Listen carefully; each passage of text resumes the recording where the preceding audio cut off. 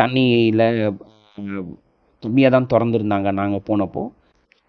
இப்போ பாசனத்துக்காக நிறையா தண்ணி திறந்துருக்காங்க. ஸோ இப்போ போனீங்கன்னா ரொம்ப நல்லாயிருக்கும்.